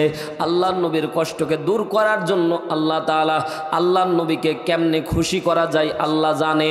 এই জন্য আল্লাহর নবী মনে মনে কষ্ট পেয়েছে। আল্লাহর নবী নিজের জন্য এত বেশি খুশি হতেন না, উম্মতের জন্য কোনো উপহার পেলে আল্লাহর নবী সবচেয়ে বেশি খুশি হতেন। জোরে বলেন সুবহানাল্লাহ। নবী আমার ডাকতে বললেন, সাহাবীরা আমার কান্না মাখা মুখে তোমরা হাসি দেখেছিলাম, কারণটা হলো রে সাহাবী, আমার উম্মতের কিয়ামতের ময়দানে কষ্ট লাঘব করার জন্য আমার আল্লাহ আমার জন্য হাউজে কাউসারের নহর দান করেছে। আমি আমার উম্মতের আমি আমার উম্মতের হাতের মধ্যে হাউজে কাউসারের পেয়ালা দিয়ে দেব, আমার উম্মত খাবে আর জান্নাতের দিকে যাবে। জোরে বলেন সুবহানাল্লাহ। সূরা হাদীদ 11 নম্বরে আল্লাহ তাআলা বলেন, ইয়াউমা তারাল মুমিনিনা ওয়াল মুমিনাতি ইয়াসআ নূরুহুম বাইনা আইদিহিম ওয়া বিআইমানিহিম বুশরাকুমুল ইয়াউম। জোরে বলেন আল্লাহু আকবার। আল্লাহর নবী বলেন, আমি যখন হাউজে কাউসারের পানি দেব, দেওয়ার পরের স্টেপ তৈরি হবে অন্ধকার একটা জায়গা। কিয়ামতের ময়দানে আমি যখন উম্মতরে হাউজে কাউসারের পানি পান করাবো, এই উম্মতদেরকে আল্লাহ তাআলা বলবেন, ইয়াউমা তারাল মুমিনিনা ওয়াল মুমিনাতি ইয়াসআ নূরুহুম বাইনা আইদিহিম ওয়া বিআইমানিহিম। আল্লাহর নবীকে আল্লাহ তাআলা ডাক দিয়ে বলবেন, পয়গম্বর, উম্মত যারা হাউজে কাউসারের পানি পাবে তাদেরকে আমি আল্লাহ এমন একটা নূর দেব, আলো দিব, এই আলো তাদেরকে জান্নাত পর্যন্ত পৌঁছায় দিবে। জোরে একবার বলেন না সুবহানাল্লাহ। কয়েল ধরা আছে আশেপাশে, কি একটা গন্ধ আসতেছে, ওটা সরাই ফেলতে হবে কয়েল থাকলে। মুসলমান ভাইরা আমার গভীর মনোযোগ দেন, মনোযোগ আছে তো আমার দিকে। হাউজে কাউসারের পানি একান্তই দরকার, কথা জোরে বলেন ঠিক কিনা। নবী আমার ডাক দে বলে, উম্মতরা শুনে নাও, জিবরাইল আলাইহিস সালাতু ওয়াস সালাম, জিবরাইল আলাইহিস যদি না থাকে থাক, জিবরাইল আলাইহিস সালাতু ওয়াস সালাম, হযরতে জিবরাইল ডাক দে বলছেন, নবী গো, আপনি হাসলেন সব উম্মতকে হাউজে কাউসারের পানি পান করাবেন। এ পর্দানিশী মা বোনেরা দেলের কানটা লাগিয়ে কথা শোনেন গো মা, সব আল্লাহর নবীর সব উম্মতরা হাউজে কাউসারের পানি পাবে না। জিবরাইল ডাকতে বললেন, নবী গো, আপনার সব উম্মত যারা থাকবে সবাই কিন্তু হাউজে কাউসারের পানি পাবে না। দুইটা আমল করবে যারা, হাউজে কাউসারের পানি পাবে তারা। কয়টা কাজ? কয়টা কাজ?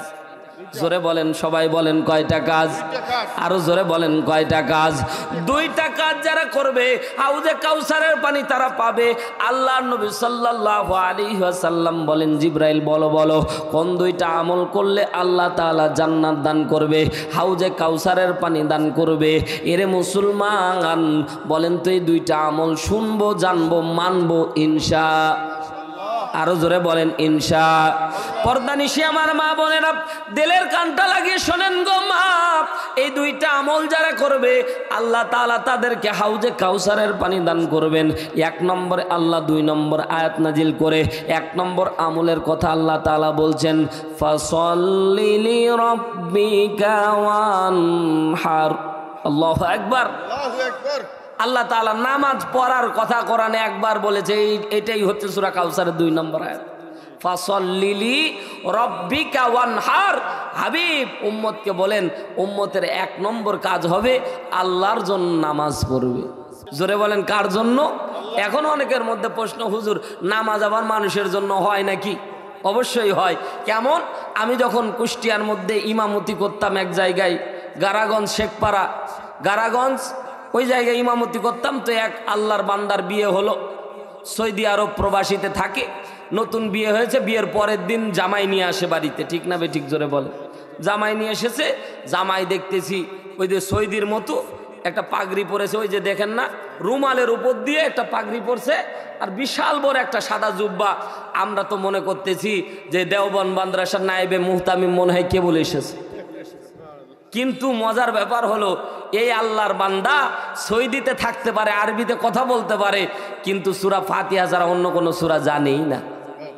মাগরিবের নামাজে এসেছে, নামাজ জীবনও পড়ে না, কিন্তু এখন এত বড় জুব্বা নিয়ে বাইরে কি ঘোরা যাচ্ছে ভাই? জোহর আসর এমনি ফাঁকি দেওয়া গেছে, কিন্তু মাগরিব ফাঁকি দেওয়ার সুযোগ আছে ভাই? এই সময় কোনো সুযোগ নাই। মাগরিবের রক্তে এসেছে, এলাকার লোকজন, আমি প্রথমে বললাম হুজুর আপনি যান। ওর অবস্থা দেখে তো ভাই হুজুরই বলা লাগবে, হুজুর আপনি যান। ও কাছে না হুজুর আপনি যান। এলাকার লোকজন, ওই যারা দাদা থাকে ভাই, এরা তো দুষ্টির গাদা থাকে, নতুন জামাই, নতুন জামাই এসেছে, দাদারা বলছে এই নাতি যা যা যা, ঠেলে ঠুলে গুতায় গাতায় পাঠায় দিয়েছে। এবার সূরা ফাতিহা কোন রকমের বলছে আলহামদুলিল্লাহি রাব্বিল আলামিন আর রহমানির রহিম মালিকি ইয়াউমিদ্দিন ইয়াকা না'বুদু ওয়া ইয়াকা নাস্তাঈন ইহদিনাস সিরাতাল মুস্তাকিম সিরাতাল লাযীনা আন'আমতা আলাইহিম গায়রিল মাগদুবি আলাইহিম ওয়ালাদ-দাল্লিন।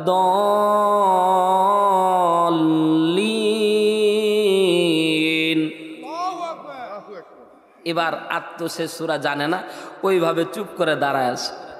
এ ভাই বলেন তো মুরব্বী মানুষের ধৈর্য আর কতটুকু?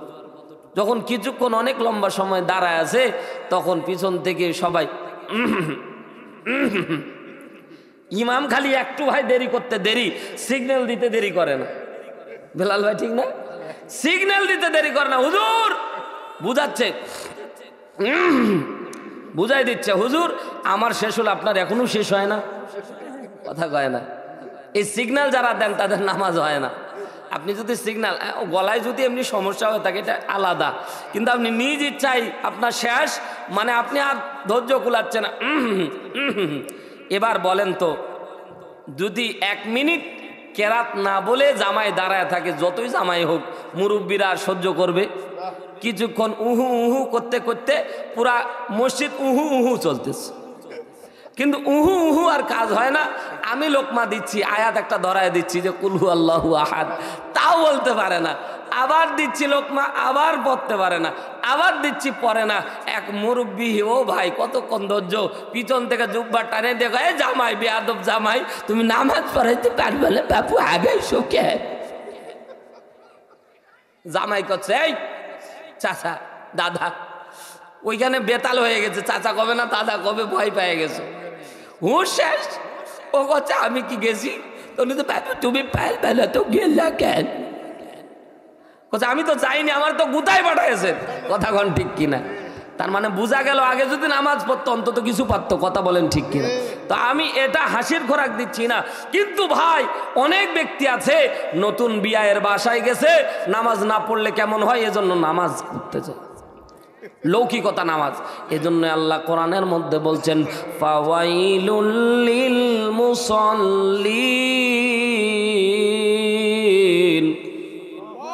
আল্লাহ বলছে নামাজি ধ্বংস, ওই সমস্ত নামাজি ধ্বংস যারা লোক দেখানোর উদ্দেশ্যে লৌকিকতার জন্য নামাজে যায়।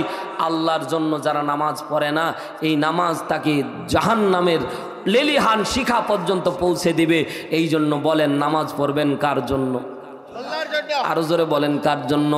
আল্লাহ বলেন কুল ইন্নাস সালাতি ওয়া নুসুকি ওয়া মাহইয়ায়া ওয়া মামাতি লিল্লাহি রাব্বিল আলামিন।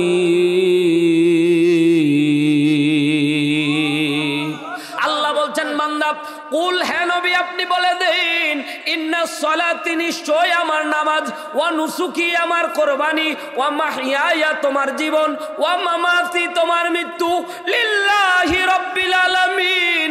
এ বান্দা সবকিছু আল্লাহর জন্য হওয়া লাগবে। সূরা মুমিন 65 নম্বর আয়াত আল্লাহ তাআলা বলেন হুয়াল হাইয়্যু লা ইলাহা ইল্লা হুয়া ফাদউহু মুখলিসিনা লাহুদ্দিন আলহামদুলিল্লাহি রাব্বিল আলামিন।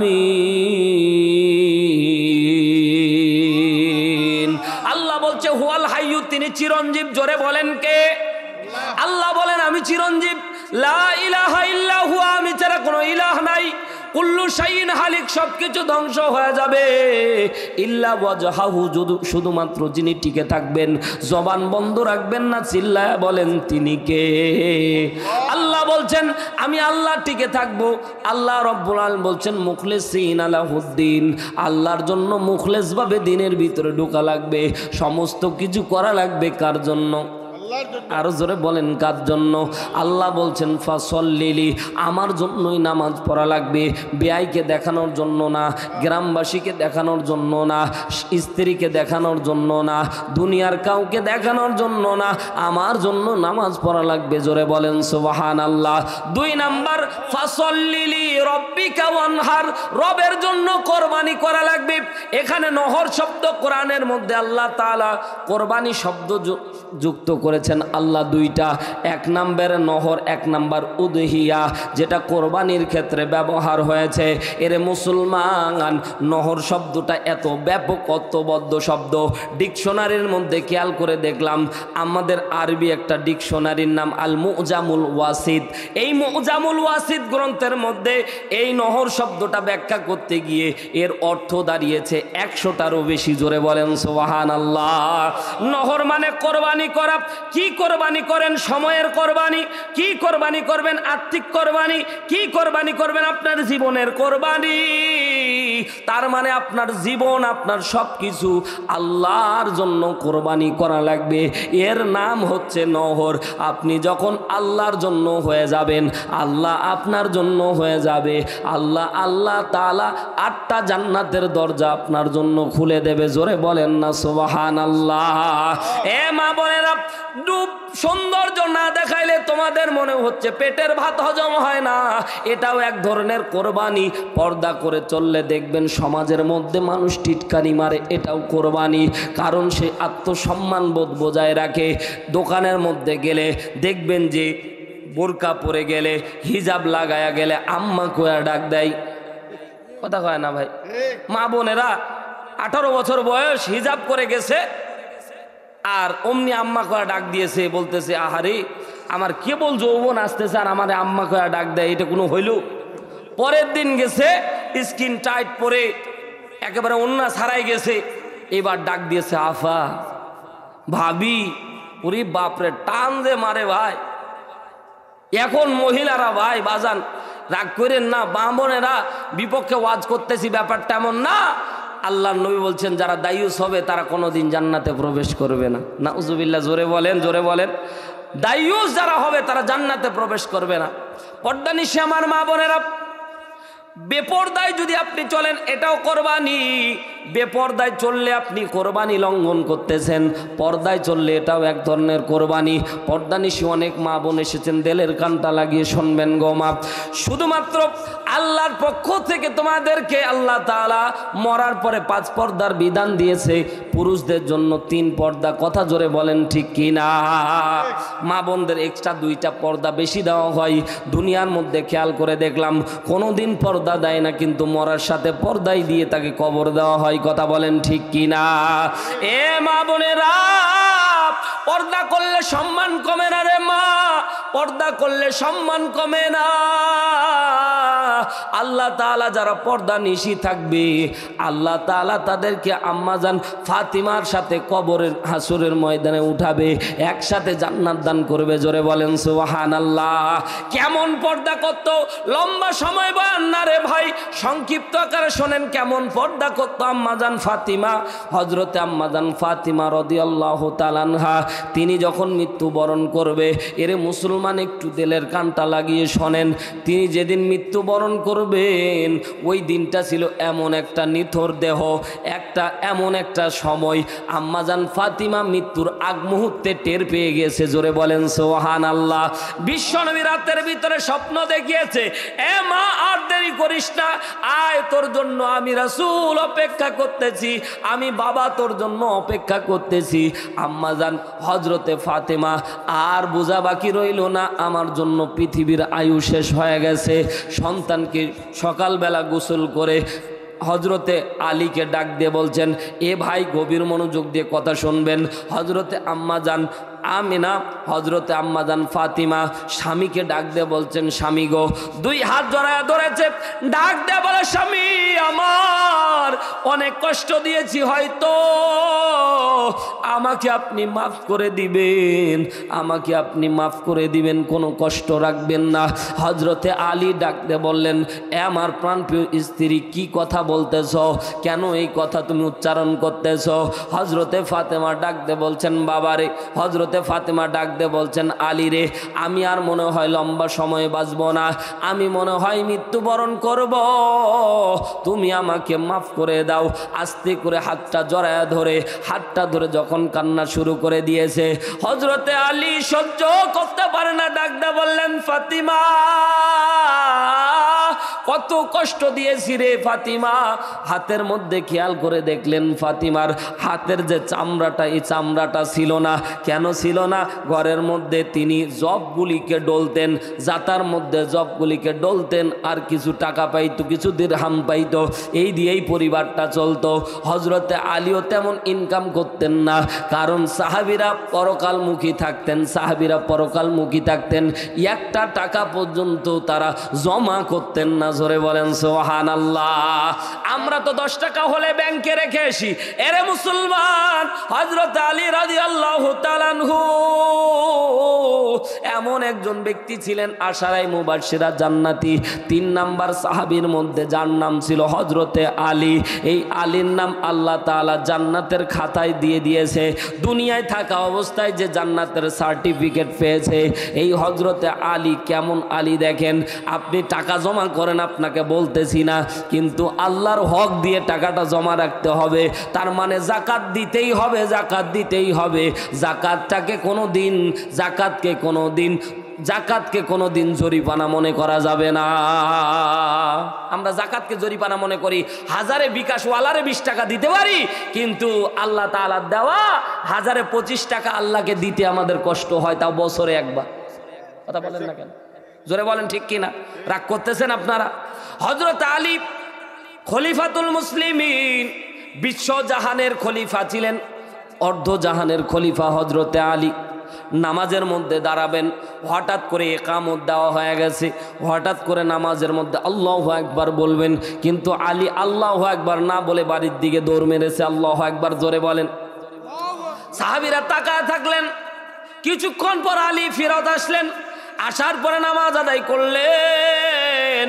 নামাজ আদায় করার পরে সাহাবীরা ডাকতে বললেন, আলী, নামাজের মধ্যে আমরা তোমার জন্য ইকামত দেওয়ার পরে তুমি চলে গেলা, কারণটা কি? সাথে সাথে হযরত আলী ডাকতে বলছেন, এরে সাহাবীরা শুনে নাও, আমি বাজারের মধ্যে গিয়েছিলাম 2 দিরহাম নিয়ে। 1 দিরহাম খরচ হয়েছিল, আর 1 দিরহাম আমার বালিশের নিচে ছিল। আমি চিন্তা করলাম 1 দিরহাম জমা থাকবে, আর এই অবস্থায় আল্লাহর সামনে দ্বন্দ্বয়মান হব, কেমন হয়? এজন্য আগে গিয়ে ওই 1 দিরহাম দান করে এসেছি, তারপরে আল্লাহর কাছে দাঁড়িয়েছি। এ মা বোনেরা, গভীর মনোযোগ দেন। আজকে টাকা না হলে স্বামীকে দাম দিতে চায় না বউ। কথা জোরে বলেন ঠিক কিনা? আজকে স্বামীকে দাম দিতে চায় না। টাকা না থাকলে অনেক সময় কাপড় কিনে না দিতে পারলে স্বামীকে দাম দিতে চায় না। অনেকে বলে তুমি খাওয়াইতে পারবা না, তো আনলা কেন? বলেন না কেন? কিন্তু দেখেন কেমন হযরতে ফাতিমা, আল্লাহর নবীর সাহাবী আলী, খেয়াল করে দেখলেন ফাতিমার হাতের মধ্যে এই যে চামড়াটা জাতা পিছতে পিছতে চামড়াটা পর্যন্ত ছিল না। আল্লাহর নবীর সাহাবী আলী ডাকতে বলেন, রে আমার স্ত্রী, তোমার কাছেই তো আমি ঋণী। তোমার টাকা দিয়ে 2টা রুটি বানাতা, তোমার ওই জব থেকে কিছু আটা পাইতা, রুটি বানাইতা, ওটা দিয়েই তো খাইতাম। আজকে তুমি মৃত্যুবরণ করবা। ফাতিমা, আমাকে তুমি মাফ করে দাও, মাফ করে দাও। জোরে একবার বলেন না সুবহানাল্লাহ। মাফ করে দাও। হযরতে আলী আর ফাতিমার কথা চলতেছে, এমন সময় 2 জন সন্তান পাশের রুম থেকে বাবা মায়ের কান্নার আওয়াজ শুনে দৌড়ায় চলে আসলো। আসার পরে হযরতে হাসান আর হুসাইন বলছে, বাবা তুমি কাঁদতেছো কেন? বাবা বলে না। মা তুমি কাঁদতেছো কেন? মা বলে না। মা বলতেছেন, বেটারা একটু সময় আমাদেরকে দাও, স্বামী স্ত্রীর সাথে কথা বলে নেই। আমরা স্বামী স্ত্রী কথা বলি, তোমরা একটু দূরে যাও, একটু খেলে আসো। সন্তানেরা কেমন সন্তান দেখেন। এই সন্তানেরা আর দেরি করলো না। এই সন্তান 2 জন দৌড়ায় যায় বাবা মায়ের কাছ থেকে দূরে দৌড়ায় গিয়ে রাসূলের কবরের পাশে গিয়ে 2 জন ডুকরে কেঁদে ফেলেছে। হাসান হুসাইন নবীর কবরের পাশে কান্দে, ডাক দিয়ে বলল, নানা রে, একদিন আমার মা আর বাবা রাগারাগি হয়েছিল, সেদিন না তুমি এসে তাদের রাগ ভাঙাইছিল। আজকেও দেখতেছি তাদের মাঝে ঝগড়া হয়েছে, তারা আমাদেরকে রাখতে দিল না। এ ভাই, গভীর মনোযোগ দিয়ে কথাটি শুনবেন। হযরতে হাসান আর হুসাইন নবীকে বিচার দিচ্ছেন। নবী, ও নানা, একদিন আমার বাবা আর মা রাগারাগি হয়েছিল, বাবা রাগ করে গিয়েছিল, তুমি এসে মীমাংসা করে দিয়েছিলা, আজকেও তো রাগারাগি হয়েছে, আজকে কি তুমি উঠে আসবা না? আজকে কি তুমি উঠে আসবা না? বাবা মায়ের রাগ কি তুমি ভাঙাবা না? সাথে সাথে কবর থেকে রাহমাতাল লিল আলামিন হুসাইনের কানে কানে ডাক দেয়, বলে এরে হুসাইন, এ ভাই কথাটি যদিও মনে হচ্ছে আজগবি কিন্তু না। মুফাসসিরিন ইকরাম বর্ণনা করে, ইতিহাসের আসহাবে রাসূলের জিন্দেগি পড়ে দেখেন, হযরতে ইমাম হুসাইনের কানে কানে, হাসানের কানে কানে কেউ যেন বলে যাচ্ছে, এরে হুসাইন আর হাসান, আর দেরি করিস না, তোর মা আর বাবা রাগ করে নাই রে বাবা, তোর বাবা মা রাগ করে নাই, তোর মা আর বেঁচে থাকবে না, যতটুক সময় পাস মায়ের কাছে কাটা। জোরে বলেন সুবহানাল্লাহ। সন্তান, এ ভাই সন্তান দৌড়ায় গিয়ে মার পা জড়ায় ধরেছে, দুই সন্তান দুই মায়ের পা জড়ায় ধরেছে, মায়ের দুই পা জড়ায় ধরে ডাক দিয়ে বলছেন, মা আজকে তুমি কেন আমাদের ফাঁকি দিয়ে চলে যাবা রে মা, তুমি কেন ফাঁকি দিয়ে চলে যাবা? আলী ডাক দিয়ে বললেন, সন্তান তোমরা কোথায় এই সংবাদ পেলে? আলী ডাক দিয়ে বলছেন, সন্তান তোমরা এই সংবাদ কোথায় পাইলা? সন্তানেরা হুসাইন হাসান ডাক দিয়ে বললেন, বাবারে আমরা নানার কবরের কাছে গেছিলাম, নানা বলেছে বা বেশিক্ষণ বাঁচবে না। সন্ধ্যা হয়ে গেল, আল্লাহর নবীর কলিজার টুকরা মেয়ে উজু করে, গোসল করে, উজু করে 2 রাকাত নামাজ পড়ে যাই নামাজের মধ্যে বসে আছে, আজরাইল এসে জান কবজ করে নিয়ে চলে গেছে। জোরে বলেন সুবহানাল্লাহ। জান কবজের আগে হযরতে আলীর হাতটা জড়ায়া বলছেন, আলী রে, আমি যখন মৃত্যুবরণ করব তো রাত্রিবেলায় তুমি কষ্ট করে আমার কবরটা দিয়ে দিও, আর আমার পরিচিত রাসূলের সবচেয়ে ঘনিষ্ঠ যারা ছিল 2-3 জন সাহাবীকে নিয়ে আর সন্তানদেরকে নিয়ে আমার জানাজা দিও, বেশি অ্যানাউন্স করিও না, কারণ রাসূলের মেয়ের জানাজায় তো ভাই লক্ষ লক্ষ মানুষ হওয়ার কথা ছিল, ঠিক না বেঠিক? কিন্তু ফাতিমা বলছে কিচ্ছু না, আবু যর গিফারি কয়েকজন বিশিষ্ট সাহাবীকে ডাকবা যারা আমার খুব ঘনিষ্ঠ ছিল রাসূলের, আর আমার সন্তান 2-3 জন মিলে হযরতে ফাতেমার জানাজার নামাজ পড়ানো হয়েছিল। কেন? ফাতিমা বলেছিল, যদি মানুষ এসে আমার শরীরের গঠন আকৃতি দেখে তো আমার আকৃতি দেখেও মানুষেরা অনুমান করবে ফাতিমা কেমন মোটা কিংবা পাতলা ছিল। এই মরার পরেও এই মা পর্দার কথা চিন্তা করেছে, এই জন্য বলেছে রাত্রেই দাফন করবা, দেরি করবা না, আর কাউকে জানতে দিবা না। জোরে বলেন না আল্লাহু আকবার। আর আজকের মা বোনেরা ভাই সাজুগুজু করে, তাও স্বামীর জন্য করে না। কাপড় কিনে দেই আমরা, লিল্লাহে তাকবীর, লিল্লাহে তাকবীর। এই কুকুর ভুকা, এটা হচ্ছে দোয়া কবুলের, আলোচনা কবুলের লক্ষণ। জোরে বলেন না আল্লাহু আকবার। কারণ শয়তান চায় না যে মজলিস কবুল হয়ে যাক, এই জন্য বানচাল করে দেওয়ার চেষ্টা করে। যুবক ভাইদেরকে বলবো, এদের তাড়ায় দাও, শয়তান চায় না এ দোয়া কবুলের মজলিস, কারণ এই জায়গায় অসংখ্য ভাইয়ের চোখের পানি পড়েছে, এটা দোয়া কবুলের মজলিস হয়ে গেছে। জোরে একবার বলেন না আল্লাহু আকবার। এজন্য শয়তান চায় না যে দোয়া কবুল হয়ে যাক, এই জন্য বানচাল করে দেওয়ার জন্য কুকুরের রূপ ধারণ করেছে। নারায়ে তাকবীর, জোরে আওয়াজ দেন, নারায়ে তাকবীর। মরার পরেও চিন্তা করে তারা পর্দার। আর আমাদের মা বোনেরা সাজুগুজু করে অন্যের জন্য। এজন্য বলতেছিলাম যে সাজুগুজু করে কিসের? বুধবারের দিন, যেদিন কিস্তিওয়ালা আসে, ঠিক না বেঠিক বলে? স্বামীর কাছে ভাই যায় যখন, তখন দুর্গন্ধযুক্ত, সারাদিন কাজ করেছে ওই অবস্থায় স্বামীর কাছে গেছে, আর ঘর থেকে বের হয় যখন সাজুগুজু করে, তখন দেখবেন যে বুধবার আসে যখন কিস্তিওয়ালা টাকা নিতে আসে, তখন দেখবেন ঠিকই সাজুগুজু করে, সেন মারে, ঠিক না বেঠিক? জোরে বলে। সাজুগুজু করে স্যারের সামনে যায়, কিস্তিওয়ালার সামনে যায়, অথচ স্বামীর কাছে সাজুগুজু করে যায় না। স্বামীর কাছে সাজুগুজু করে গেলে সগীরা গুনাহ মাফ করে যিনি দেন তিনি কে? জোরে বলেন, তিনি কে? স্বামী যদি দেখে, স্ত্রীকে দেখে যদি তৃপ্তি পায়, আল্লাহ তাআলা বলেন, আল্লাহর নবীকে সাহাবী বলছেন, ইয়া রাসূলুল্লাহ, স্ত্রীর সাথে আমরা থাকলে কি সওয়াব হয়? আল্লাহর নবী বলছেন, তুমি যদি স্ত্রী বাদ দিয়ে অন্য মহিলার সাথে থাকতা তাহলে কি হতো? বলছে গুনাহ হতো। তাহলে তুমি স্ত্রীর কাছে থাকলে ওই সমপরিমাণ গুনার বিপরীতে যত সওয়াব আছে আল্লাহ আমলনামায় দিতে থাকে। স্ত্রীর কোলে মাথা রেখে থাকবেন, রহমত আল্লাহ আসমান থেকে বৃষ্টির মতো বর্ষণ করাবে। জোরে বলেন না সুবহানাল্লাহ, আরো জোরে বলেন না সুবহানাল্লাহ। সম্মানিত ভাইয়ের আমার, বলতেছিলাম ফাসাল্লি লিরাব্বিকা ওয়ানহার, মনে আছে তো ইনশাআল্লাহ। 2 নম্বরে বলতেছিলাম কোরবানি রবের জন্য দেওয়া লাগবে। এর মুসলমান, আল্লাহর গোলামেরা, আল্লাহর জন্য কোরবানি দেওয়া লাগবে, আল্লাহর জন্য কোরবানি দেওয়া লাগবে। নিজের জীবন, নিজের সময়, এই যে দেখেন কত মানুষ ঘুরে বেড়াচ্ছে, মজা পাচ্ছে, কিন্তু আপনার আল্লাহর জন্য সময় কোরবানি করে দিচ্ছেন। এর মুসলমান, এটাও হচ্ছে এক ধরনের কোরবানি। এই কোরবানি আর নামাজ যারা পড়বে, আল্লাহর নবী ডাকতে বলেন, আমি রাসূলের হাতে হাতে হাত রেখে, আমার হাতে হাত রেখে তারা হাউজে কাউসারের পানি পাবে। যারা হাউজে কাউসারের পানি পাবে, বিনা হিসাবে তারা জান্নাতে যাবে। নারায়ে তাকবীর, নারায়ে তাকবীর। তাহলে বিনা হিসেবে জান্নাতে যেতে চান কি চান না? জোরে বলেন, চান কি চান না? যারা জান্নাতে যেতে চান একটু হাতটা দেখান তো। নারায়ে তাকবীর। জাহান্নামে যাবেন কে কে একটু হাত তুলে। কেউ যাবেন না? সেদিন এক পাগল ছিল মাহফিলের সামনে বসে, হুজুর আমি পাগলরে বললাম যে তুমি জাহান্নামে যাবা না। পাগল আমাকে বলছে, হুজুর আপনার মাথা খারাপ হয়েছে, জাহান্নামে গেলে আপনি যান, আমি যাব না। চিন্তা করেছেন, ও জান্নাতের বুঝেই না ভাই কিছু, ঠিক না? তারপরও বলছে হুজুর আপনি গেলে আপনি যান জাহান্নামে, আমি যাব না। চিন্তা করেন, আল্লাহু আকবার।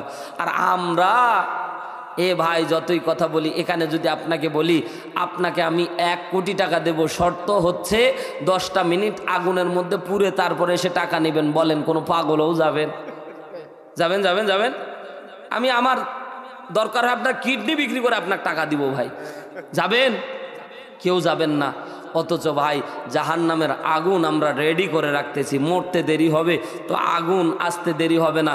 এজন্য যুবক ভাই অনুরোধ করে বলছি, যারা মুরব্বী বাবাজিরা এখানে, আমি জানি ভাই অনেকে এশারের নামাজ পড়েনি, ফজর পড়বে না, নিয়ত করে বসে আছে ইনশাআল্লাহ।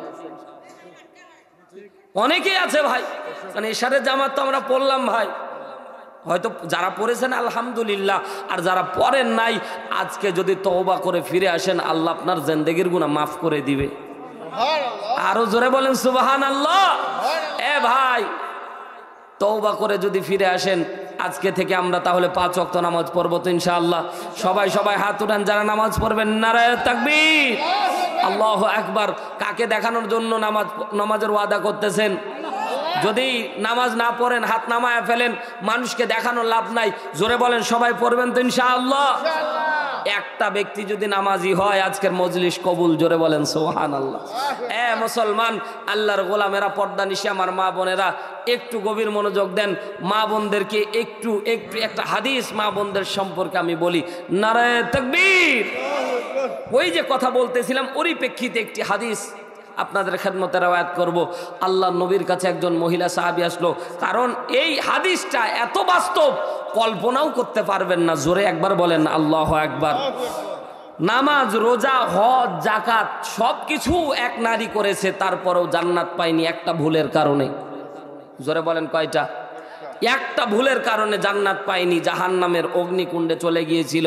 আল্লাহ তাআলা রহমানুর রহিম, আল্লাহ দয়া করে মায়া করে আল্লাহ তাআলা তাকে মাফ করে জান্নাত দিয়েছিল। তবে মাফটা করেছিল দুনিয়ায় মানুষ তাকে ক্ষমা করার মাধ্যমে। জোরে একবার বলেন সুবহানাল্লাহ। তার স্বামীর সাথে একটা বেয়াদবি করেছিল। জোরে বলেন কয়টা? একটা বেয়াদবি স্বামীর সাথে করার কারণে স্বামী মন খারাপ করেছিল। এই জন্য ওই আল্লাহর বান্দিকে আল্লাহ তাআলা জান্নাত না দিয়ে জাহান্নাম দিয়েছিল। কিন্তু রাসূল সাল্লাল্লাহু আলাইহি ওয়াসাল্লামের জামানায় ঘটে যাওয়া এই ঘটনা, এজন্যই ওই সাহাবী মাপ পেয়েছিল, ওই মহিলা সাহাবী মাপ পেয়েছিল। কারণ আল্লাহর নবী যদি না থাকতো, আমরা কলিমুদ্দিন আর সলিমুদ্দিন ওই স্বপ্নের ব্যাখ্যা দিয়ে তাকে মাফ করানোর কোনো সুযোগ ছিল? ওই হাদিসের সাথে মিল রেখে আজকে যদি এটা যদি নারায়ে তাকবীর, প্রধান বক্তার আগমন, মাহফিলের পক্ষ থেকে সম্মানিত ভাইয়ের আমার, আপনারা জানেন আমার একটা নীতি হলো, প্রধান বক্তা চলে আসলে আলোচনা শেষ, ইনশাআল্লাহ আশেপাশে আসলে কথা হবে। মা বোনদেরকে বলতেছিলাম, একটা বদ আমলের কারণে তাদের নামাজ রোজা হজ জাকাত সব বিনষ্ট হয়ে গিয়েছিল। তো পরে ইনশাআল্লাহ আসলে বলবো, অনেক অসংখ্য যুবকের অক্লান্ত পরিশ্রমে আজকের এই মাহফিল আয়োজন হয়েছে। আমি যুবকদের জন্য কলিজা থেকে প্রাণ খুলে দোয়া করছি, আপনাদের জন্য দোয়া করছি। আজকের থেকে 3টা আমল, আজকের আলোচ্য বিষয় থেকে 3টা আমল। 1 নম্বরে আমরা সকলেই 5 ওয়াক্ত নামাজ পড়বো ইনশাআল্লাহ, কোনোদিন মিথ্যা কথা বলবো না ইনশাআল্লাহ। 3 নম্বরে মা বোনদেরকে বলবো আমরা পর্দা করবো ইনশাআল্লাহ। কবুল করুন। আবারও দেখা হবে। দোয়া চেয়ে বিদায় নিচ্ছি। সংক্ষিপ্ত আকারে যেই কথা হলো, আল্লাহ তাআলা আমাদেরকে আমল করার তৌফিক দান করুন। বলেন আমিন। আমিন বলে না যদি আল্লাহ কবুল করে নেয়, জোরে বলেন আমিন, আরো জোরে বলেন আমিন। ওয়া আখিরু দাওয়ানা আলহামদুলিল্লাহি রাব্বিল আলামিন। আসসালামু আলাইকুম ওয়া রাহমাতুল্লাহি ওয়া বারাকাতুহু।